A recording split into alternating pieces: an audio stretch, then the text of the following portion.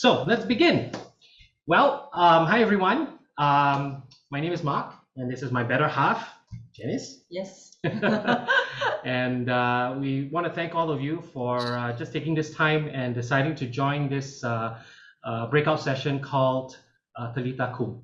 You know, so before we begin and talk a little bit about ourselves and all, we just want to poll everyone and see how you guys have come to hear about this whole presentation. So from a raise of hands, clicking in on your Zoom, how many just thought that this was a very interesting title? Just be truthful. Was it because of the interesting title that got you interested to give it a look, or was it because? All right, I only see a few of you. All right, okay. Was it because the other question was it because that you've kind of heard about us before, and my dear wife, or that you've heard of us before and you want to just understand a bit more of what we do? Raise your hands. All right. Okay, cool. Okay, thank you, Karen, and a few others. Thank you so much. And last but not least, next question, just let us know how many of you have kind of wanted to come to this breakout session because you really want to find out what does it mean to evangelize as a couple, and what does it mean to evangelize to children and family. If that resounds same thing, in your reaction button. Oh, wow. Okay, I think like okay. That's the reason why they are here. Okay, that's good. Very good. Very good. All right. So, just a little bit about ourselves, right? So, for me, I'm a project manager by day. Full-time working dad, and Janice is a full-time mom, and also sometimes she part-times as a teacher. But actually, we are full-time Catholic Catholyst or Catholic holy saints, right? They live and breathe the kingdom of God. Actually, honestly, we are a very ordinary family. We're not like some special, with special powers or anything. But the amazing thing about God is that He loves to give us extraordinary dreams. And she will attest that I'm the one that comes out with a lot of crazy stuff. Oh, yeah. But the one thing is that we've never ever shared our journey. We've never ever shared. This is actually our very, very first time. And to be honest, that's why you see a lot of mishaps, is because we, even though we like out there so often, we quite we're quite also nervous So I'll tell you that we are nervous because we never really shared. And it's very interesting how this all came about. It was just one day, Jarvis gave me a call. Hey, Mark, I am at Bishan. I'm riding down from my house. Can I come and see you? And so he came to my house, and then he shared with us about, hey, this thing, the new event, this new evangelical conference, can you two come and share or not? Well, at first we were like, really? Seriously, you really want us to share, man? I mean, we're like just some ordinary people. We just do crazy stuff. That's all we do, ma. So, but eventually we said, okay, we'll give it a try. And here we are. That's right. Right. So, yeah, maybe you want to share with everyone, what does it mean to? Okay, next slide. All right, so perhaps some of you are drawn to the topic for today. Actually, to be honest, when they asked us for a topic, right, a title for our talk, we were like scratching our heads. What should we name our sharing, And it so happened that weekend was actually the weekend where the gospel was about Jesus raising Jairus' daughter from the dead. And immediately, and at that point in time, we were still discerning and really praying about it. We were attending online mass and this struck a chord in us immediately. The moment when the gospel was read and I heard the words Talitha, Koum, and I said, that is it. That is it, because it simply means, little girl, I say to you, arise. And yes, some of you may not be little girls, but it's fine. But we are all children of God. And why it struck us after the whole mass I was sharing with Mark is because, it pretty much sums up our journey in this whole evangelization journey, that God has actually challenged us to arise and to rise up at many different points in our lives. That's right. And so today we're going to be vulnerable and share with you some of the things that we have experienced. And we hope that you're not scared of, like, actually, because this is really a very authentic sharing of how our lives have been over the last, 2 over decades lah, huh? Yeah, and it's amazing how God also has brought us together as a couple for this sole purpose of evangelization. Yep, that's right. So we want to just share with you in a very quick way our life journey. So very corporate, right? So this is kind of what we're going to be talking today. How we started our journey 20 over years ago, and how it has led us to where we are today. So let's just just jump right in. So it all started in this season of our lives where we were young adults, we were very carefree. I just came back from the university studying overseas. I was trying to figure out what I want to do with my life, but I also knew that I needed to find a community. There was a need at that time as a young person. I mean, I could sing. I didn't have 2 left feet, so I just wanted to use my gifts to serve the Lord, And I think for me it was the same thing. I just fresh out of the university, and in my growing up years in secondary school as well as in university, I was very active with the Catholic community. And when I came out to work, it's like, wow, a whole new world. And I felt that the journey was very lonely, and was really seeking and searching for a faith community to belong to grow, and for their support and encouragement. At the same time, also, I wanted to use my gifts to serve lah. Not that I'm a great singer or anything, and I definitely have 2 left feet, but I could sing, because actually the person that inspired me to sing, or like what Jarvis said, right, who's the Catholyst in your life, is actually my uncle. My uncle, I kind of grew up with my uncle and aunt when I was in preschool, because my parents were very busy with work. They were very busy working parents, having to look after 3 children. So they thought, okay, on a weekday I'll farm this one out to the uncle and auntie. So I stayed with them for a good 5 years, and that was really the best years of my life, because the uncle was really a catalyst for me to really nudge me, and he taught me all the hymns in church to sing and all that. So I could sing lah, so I just wanted to use my gift to serve. So I think at that point in time, both of us joined Hosanna Music Ministry. So when we were there, actually, to be honest, when we were in Hosanna, we did a lot of radical stuff. And actually, the reason why is because we had Father Terence as our spiritual director. So he encouraged us. I still recall this was the first time radical in the Church of Singapore, where we actually did street outreach. If you remember, or for those old enough to remember, Shaw Towers, right? Right in front where Tanis used to be an amphitheater, was a dark hole.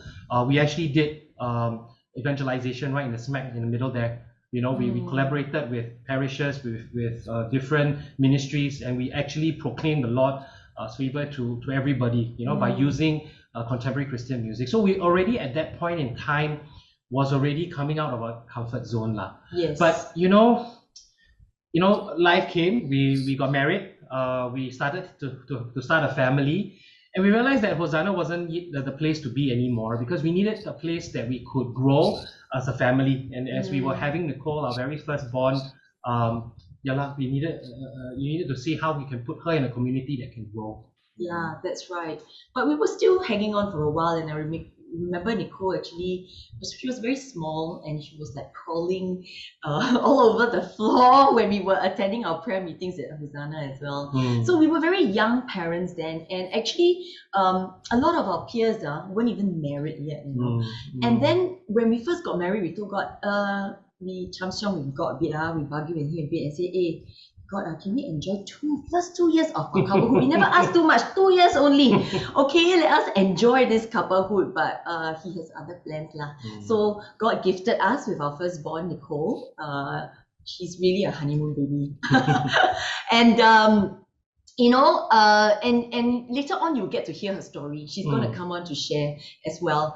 And it was really tough being young parents, because we had no peers around us who were having children and trying to bring up children in a Catholic way, in Catholic family. So we felt very alone, very insular, and so we were starting to search, right? So we went to CFC, Couples for Christ, we went to CEP, went to MB. We spent time with them, to journey with them, to be part of their community. But there was a desire in our hearts for a community that is beyond just that was focused on formation, on spirituality, and we just couldn't find that. And lo and behold, there was one day someone gave Janice a call and say, "Hey, Father Andrew is looking to set up a family life movement in our parish." So we said, okay lah. I mean, anyway, we were searching, and so we went down to the room, and we were open. So we went to the room, and then lo and behold, when we went there, wow, 6 other couples. Right? One was my brother, and then one was a cousin. And so what really struck us was that, wow, God really wanted to create a family of families. Yes, it was truly a family ministry. Yeah, so that was how we got involved in the Church of the Holy Spirit Family Life Ministry. By the way, we are from that parish lah. we grew up there. It's really from cradle to, I guess, grave really. Okay, so and really honestly, we are a very ordinary family, and all we wanted to do was to bring up our children in a Catholic way. So we wanted a community that could also be like-minded and also wanted to build up Christ-centered families in our family, in our parish as well. So we did a lot of things with our children. As much as we were in the ministry, we learned a lot. We also did a lot of things with our children at home, reading Bible stories, nightly family prayers, teaching them how to pray the rosary. They were very, very young at that time, and then and of course exposing them to different forms of Christian music like praise and worship, contemporary Christian music, hymns. And at that point in time, I remember we were also struggling because just as we didn't have many peers who were our age to be on with us on this journey, other than the family life ministry, but we also found we found it difficult to find resources that could support us as well. But so that I guess in a way started us on a journey of researching and finding. And you will see later on in our life, in our ministry, that's a lot of the work that we do as well. We are constantly searching for resources that will reach out to children, because first, we are the first catechists, right, to our own children, and we really want to do the best that we can as parents to pass on the faith to them. So, we had to rise up, right? So we started this family life ministry. We started off having big group sessions. We met first in our own homes. As you can see in a far right-hand corner, bottom right-hand corner, we basically met in each other's homes, and we grew, and we grew, and we grew, and we grew, and we became, when we had our second family camp in 2015 at the top right-hand corner, we grew very big. In fact, when we had our family camps, we had multiple tracks. We had tracks for the adults, we had tracks for the youth, we had tracks for the upper primary, lower primary, we even have for the preschool, right? Of course, we didn't have a lot of people that can teach, but we allowed them to play and had a space for them so that the parents can come out, the couples can come out and really enjoy being together. We had couple sessions, we had couple time, family healing, yes. Well. So we basically came up with all that stuff. So as young parents, we moved on, but we also had our challenges because we were so ingrained in this family life ministry. Coming up with all these numerous activities for the youth, for the, even had the children's Eucharistic adoration, you can see on the far bottom right, youth sessions for our family life youth. It did take a toll. I mean, just to be honest, it took a toll because our whole focus and our whole was very much on the ministry work. And really, we neglected our family, Yes. And because ministry became the center of our lives, and even you'll hear Nicole share a little bit about that later on as well. Don't pecah lubang first. But I think the reality is that sometimes in ministry work, it happens because we become, or at least for us, we became tunnel vision. We wanted to do so much, but we didn't know how to stop or when to stop. It only happened when we really took the time, when we had our own family meetings, right, within our own family, that the children started to share and they started to confess, or not confess, but they started to share with us their pains, their hurts. And then that's where we realized that, okay, we needed to do something. But you know, as the people like we are, we also very busy. We want to do more stuff, right? God just keeps planting things into our hearts. Yeah. Because as we moved into BE.live Ministry, we also realized that there was also lack of, again, resources for the young children in our parish. That's right. Yeah, that's right. So at that point in time, we also looked around us in our parish. We're still very much involved in parish work. And we said, wow, you know, and our parish was going through this whole parish renewal, parish mission process. And, you know, they were looking for a praise and worship team as well. And we, you know, music has always been part of our blood, right?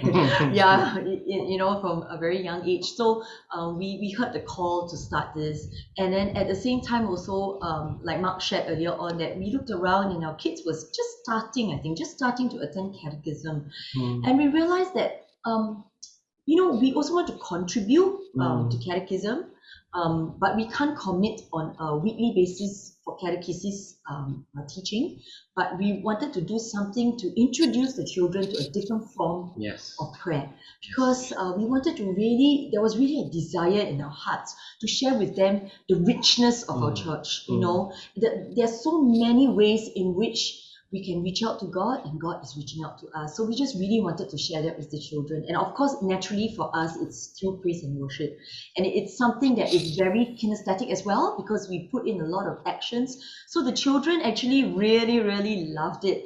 So once a quarter, we work with the catechetical ministry in our parish to have this thing called the Kids Praise Party. So of course, with all these, right, it's like adding more things onto our plate. And naturally, we had less time for our family. Yeah. But you know, it was also a point in our time that the children started to grow up. They were now going into primary school, right? The girls were already going to primary school. The boys were just about to come in, right? And so we started to get involved in the school, right? Because that was also a place that we can evangelize. And we knew that at that point in time, the children really needed more than just the standard catechism, you know, because they needed the richness and the understanding of how powerful our faith is, and how music, dance, acting, drama helps them to connect both, you know, with God and also with themselves. So, you know, we were very much involved in the Catholic camps in St. Nicholas, in SGI Junior. We even started the SGI Chapel worship team. Again, we are very into music, as you can tell. So we have every Friday morning at 7 o'clock, you know, we will lead a team of parents who would volunteer and come in and lead about 15 minutes worth of worship. And I think we can attest the boys truly enjoyed it. Because imagine before 7 o'clock, by 6:45, they're already at their seats in the chapel waiting. And it was so amazing to see the boys grow week by week, right? And so, you know, and then we were also very much involved in producing the Easter play. This was one of the central things that we did with SGI. It was already there before we came, but we added the worship piece of it. And obviously, again, the children really enjoyed. But we all knew last year we couldn't do anything for Easter because we were hit by you know, the COVID. But we said, we cannot allow COVID to stop us from reaching out to these children, because if we don't, who will? You know? And so we did our first live Easter celebration. So we use this office on the middle picture, you see that? It's a chapel office next to the chapel. And we stream live to every single classroom, right? We use Kahoot to engage the students with questions. We recorded videos of the Easter play. It was just amazing. Praise and worship. Praise and worship. So it was amazing. And at that time, you know, we didn't have a lot of challenges, because at that time, we also started to step down from our BE.live Ministry as leaders, because we already had a process in place to replace us and to grow new leaders. And at the same time, you know, we were already learning how to manage our time now. And also a lot of the ministry that we do, basically the kids are in school during that time. So that really helped us to balance our family life as well. Exactly. Yeah. So we came to a new season, you know, this season of parents of teenagers and primary school kids. And well, we also had a situation in church. Many of the activities that we used to do, and sometimes maybe it could be God's calling, you know, and we had to stop a lot of the things that we used to do, quick space party and all that stuff. And so we didn't have, and it was also a good time for us to rest. Time to check in with each other, to understand. But you know, God always has a stirring in my heart, and He gives me amazing dreams. And so, you know, one day I decided to give Nicole a call. I think some of you may have heard, you know, he's called the dancing priest, so to speak. But anyway, so I gave him a call. I said, hey, look, you know, brother, would you like to come help me out? Let's start something different. How can we use the art forms of, you know, music, art, drama, dance, to use that art form to connect with the children and to bring Jesus and Christ to them through this. So he said, yeah, that's a great and fantastic idea. And together we started the BE.live Ministry in 2018. So since then we have run a couple of Bible arts camp. You know, this last year we were not able to do it because again we were because of COVID.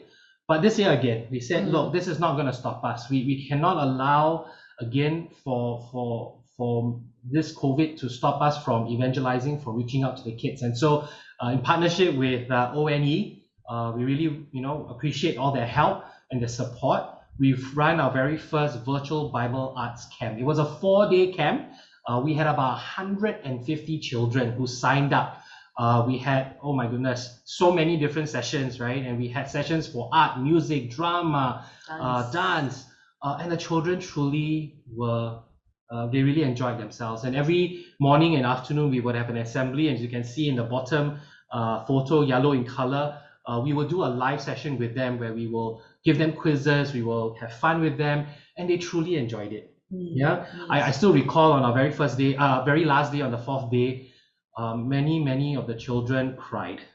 And that really touched our heart because we then realized how powerful having this ability to reach out to them through this kind of technology really can make a significant difference in their lives. Yes, I think especially so during this season, a lot of the children are longing for that engagement with them, because as you all know, also with COVID, you know, especially in the beginning, which we're going to move on to our next part, which maybe is what you're waiting to hear about being involved in the pre-segment. Really, you know, the catechism is, the way catechism is being run today has changed. And in the beginning, when the whole COVID situation happened and restrictions came in, there wasn't even catechism for a while.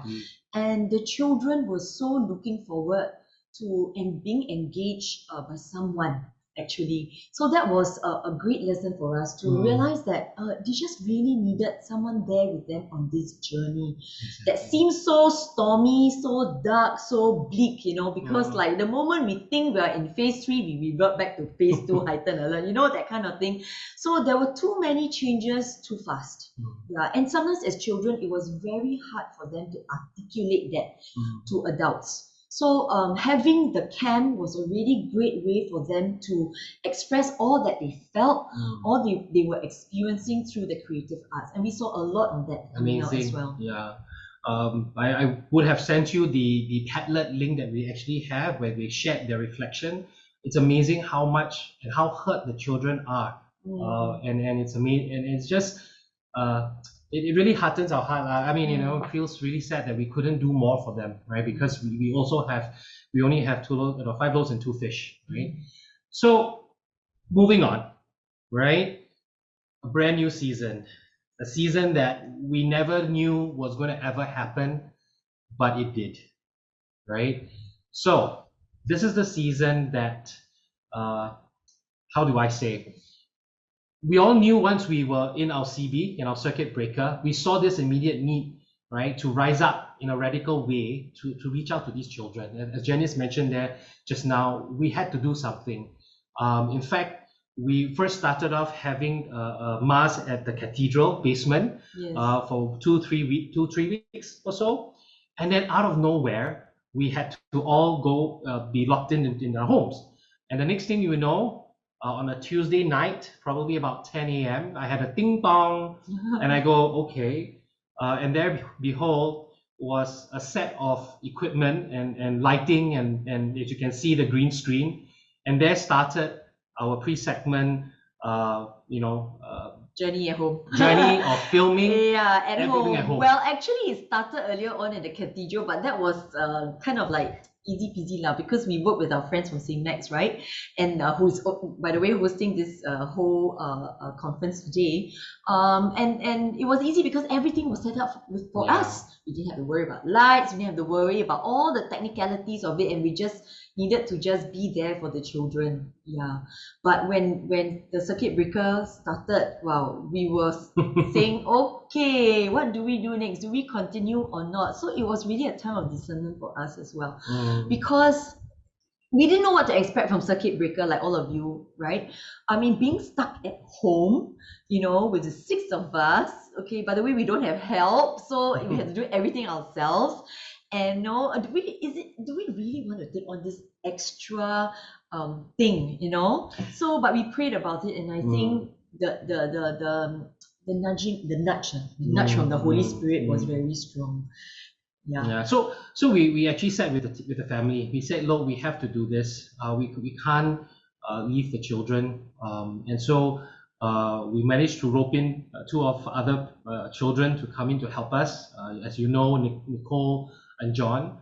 Our other 2 are a little bit more introverted. They were not so interested to support, but it's okay, right? Because they were at that season in their lives that they were not wanting to be in front of the camera, but they supported us in every single way. That's right. But it was a challenge. It was very inconvenient because every Thursday night will be our filming night, and by the time I finish with my day work, which is by 5-6 o'clock, I have to come out and set up all this green screen and lighting and making sure that the lighting is perfect. Having to communicate back to St. Max and say, hey, is this okay? Do I have any shadows? Will there be any problems? It was really, really challenging. But we got through. We did. And what was amazing is that this work that we did had a huge impact. That's right. And really praise God, and all honor and glory goes to Him, because it had a huge impact. At the highest view, we had about 20,000 views. And today we have an average of about 10,000 views. Yeah, weekly. We really didn't expect this to carry on so long, nor grow so fast. Like what Jarvis said earlier on, it became global. It's really beyond our wildest dreams. That's right. And later on, we'll share with you how God is just amazing and how He affirms the desires that He plants in our hearts. That's right. Yeah. So there begin our journey of just researching, script writing, music coordination. We recorded our vocals. We had to remotely manage the band because we also have that new music ministry that we have was supporting us as well. They also had to figure out how to record the music remotely and then putting everything together, and then also the dance, and then last but not least, the presentation of the whole pre-segment. Right. So it was really quite a bit of work that had to be done. And honestly, I'm just amazed. It's been 1 year. Yes. Yeah. 1 year plus, and I can't believe that we actually survived this 1 over year. That's right. Yeah. So. Yes. Okay. So, but this journey has been lonely. The Lord blessed us with only 2 hands, but it's a lonely journey, and we have been looking out and shouting out and calling out for help, because I think there's a lot more to be done. But every time we want to throw in the towel and say, hey, look, it's tiring, it's painful, we're always heartened by the wonderful comments and encouragement from from the children and families who watch. A lot of times we think that when we do this pre-segment for children, we are just reaching out to the children, but you know what? It's really a whole family affair. yeah. We have also encouragement from grandparents, Exactly. from parents, and really I want to do a shout out. It's really a way for also young parents to have a talking point with their children. Exactly. We've been through that road, as young parents on our own, and it can be very difficult. And I look around, and sometimes I know there are young parents out there who know they're supposed to be the first catechist to their children, but how, where, how to start? So I think this is a great opportunity for them to have certain discussion points with their children and delve deeper into their faith as well. Yeah. So we are so encouraged by all these encouragement that keeps coming in. Seriously, every single time we say, okay, maybe it's time to take a rest, and then something comes up. Yeah. All right. So, well, we've kind of spoken for a while, and we thought of just, you might be asking with right now these questions, and we thought that we'll talk about this. Perhaps these are some of the questions that you may have in your heart, like what is evangelization for us? What does it really mean? Why do we do it? What drives us to do this, right? And how do you know if it really works? And when, as a family who's trying to manage daily work, family life, household, because like what Janice said, we don't have a helper. How do you balance all of this? And grumpy teenagers and hungry young children. How do you actually manage all of that?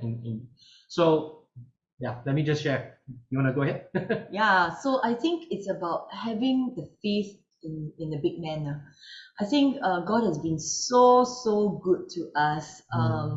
Both of us had our conversion experiences different times and different phases of our lives as well.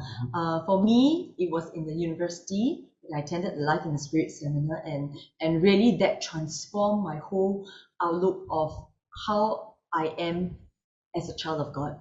And I believe for Mark, it was during Hosanna Music Ministry when we had our own Life in the Spirit seminar. And of course, along the way as well, like what Jarvis said, we all have holes in our bodies. We are all actually very, very broken people. And if you think that, sometimes people look at us on screen and they say, wow, this is the perfect family. Actually, I tell you, not at all. We are also very, very broken people. We also have our own family issues and we have our own personal issues to work on. But hey, you know what? God is always good. Yeah. So if God is always so good to us and He's always been so faithful to us, what more He asks of us is just to be faithful to Him, right? So I think for us, it's very simple. It's to just answer the call of faithfulness and to trust in His providence. Like how when the apostles were sent out on mission, Jesus said, take nothing with you because all that you need will be provided. And really sometimes that is the case for a family because we are blessed in that, Mark has a stable job, but mine is just a part-time job, but that's by choice because I want to be around for the children as well, because we know that it is important for them to come home to a home where parents are around. So that's the choice we made. And so really God has provided so well for us over the years, and we, without cause, we were given. He asks us to be good stewards of the things that we have, and all we can give back in thanksgiving is to give without cost as well. Yeah. So the next question: why do we do it? Well, it's a burning desire in my heart, in our hearts. We love the children, we love families. We want to help as much as we can. We see, and we'll talk about it in a few minutes, that there is such a huge opportunity there. And we want to give back what the Lord has touched us over the years.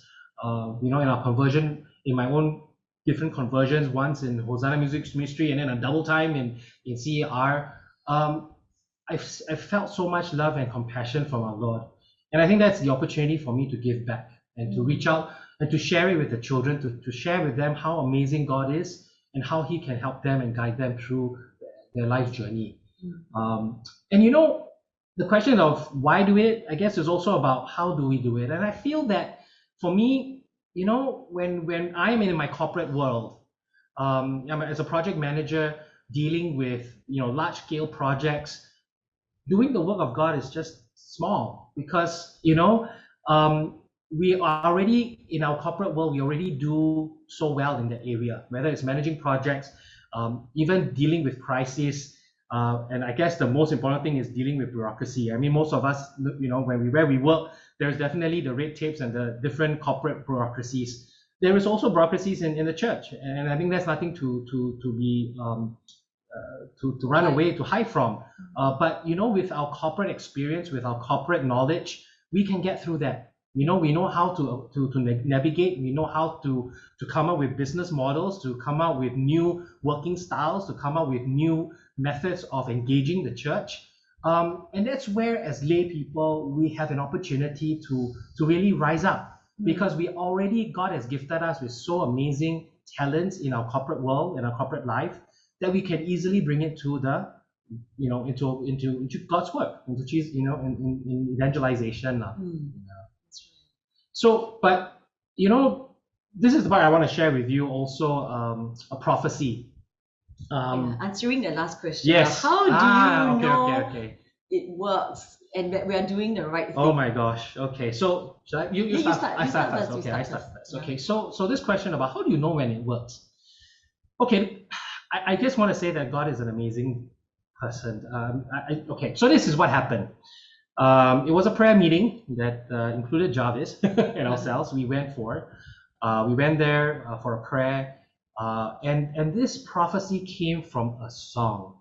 This person sang to me a personal prophecy, and in that prophecy, this person said that God revealed to me then that He has great plans, and the great plans for a children's ministry. And that He said that His kingdom will grow unimaginably, in unimaginable ways, and that all will be provided to make this happen. And so when I didn't think about it very much, because we haven't started anything. Yeah, because yet this was in January pre-segment. 2020. Okay, Yeah. it was in January 2020, just before COVID.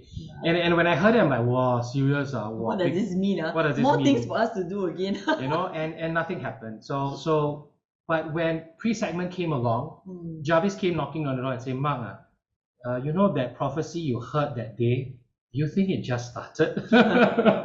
So the Lord really speaks to you even before you know it. Yeah.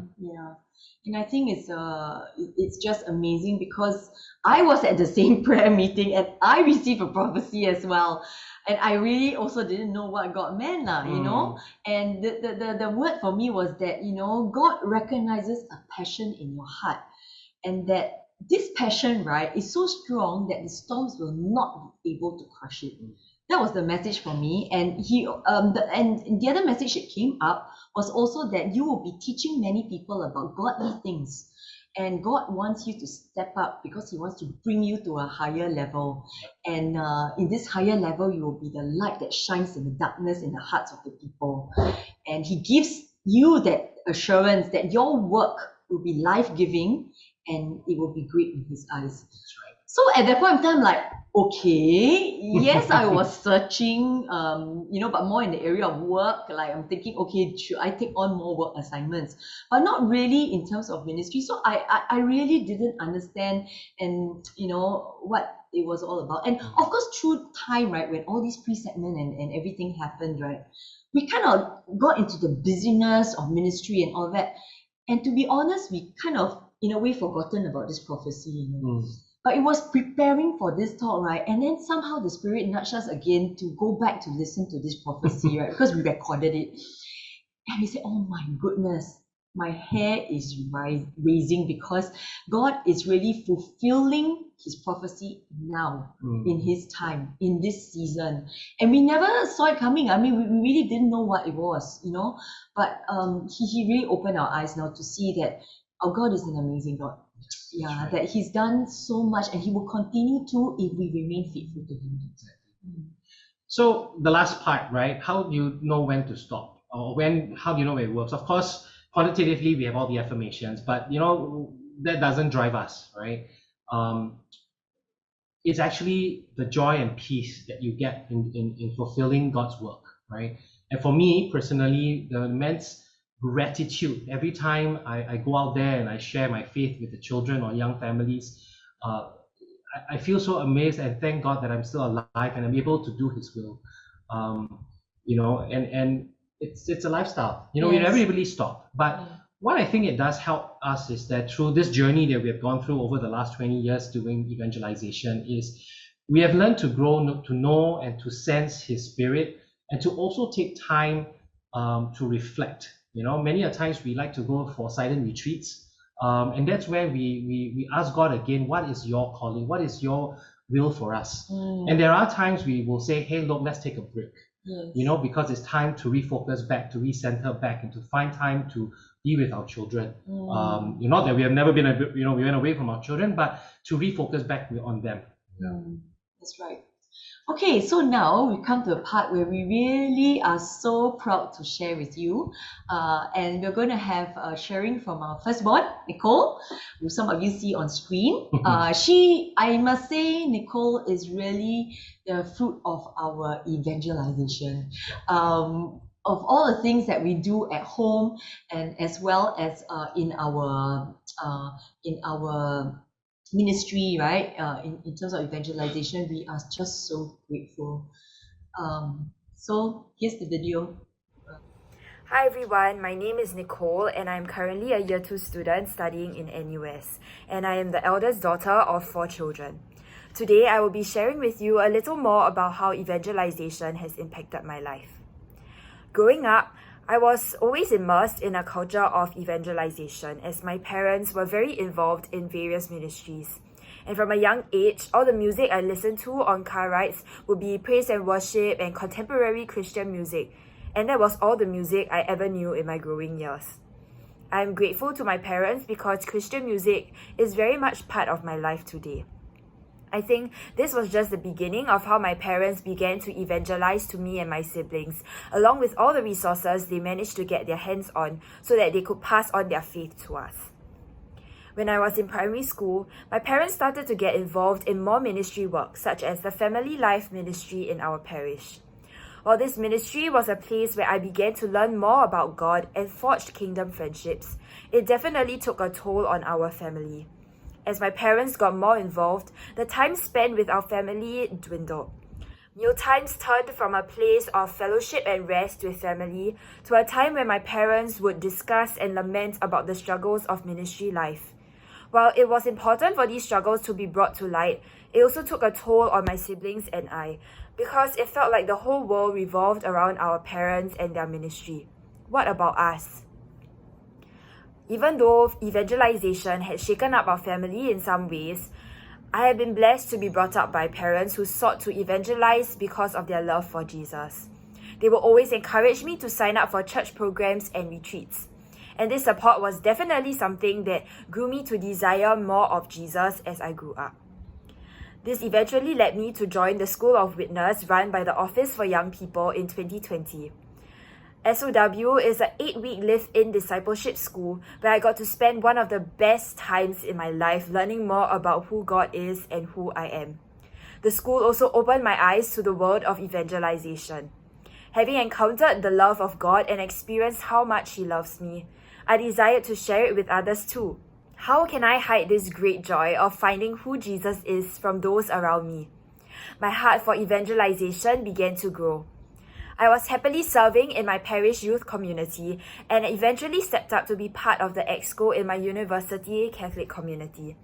I was very comfortable where I was with what I was doing. But this comfort didn't last long as the COVID-19 restrictions sunk in and we entered circuit breaker. During these difficult times, my parents were convicted of the importance of bringing God's word and love to children through the children pre-mass segment. They eventually sought me for help. Initially, I was very reluctant to help out, but I did so out of mere responsibility and obligation that I felt as their daughter. I was comfortable in the capacity that I was already serving in and didn't need the additional workload. Moreover, I also grew frustrated while preparing and filming for the pre-mass segment because we had to work under very constrained circumstances at home. Thursday nights, our filming nights, were always a dread because it meant a lot of frustration and anger to come because the amount of work that it took to set up, film, and tear down. It was too much, doing this every single week without fail and needing to prepare the script too. It was all too much for me. But over the course of this 1 year plus journey, my heart slowly started to soften and I began to see and understand this mission that was placed in my parents' heart for the pre-segment. Hearing the testimonies of the children and how the pre-segment had touched their hearts and lives affirmed me of the need to bring His love to His children. I also discovered more of my giftings in dance and presenting while helping out with the pre-mass segment. The Lord truly worked in an unexpected way by using me as His instrument for the building of His kingdom. Serving for the pre-mass segment also grew me in conviction of the truth that God is mover of mountains and is also providential. Amidst the frustration and meaninglessness that I felt, He still made a way with my reluctant yes to Him. The Lord can use us in small ways that we never thought possible. He allows our small yeses to Him to be transformed by His power to move mountains. If there is a stirring in your heart to move and give more for Jesus, I encourage you to take that first step to say yes. He can do more with your yes than you know. Praise God for His providence and goodness that moves us to mission. Amen.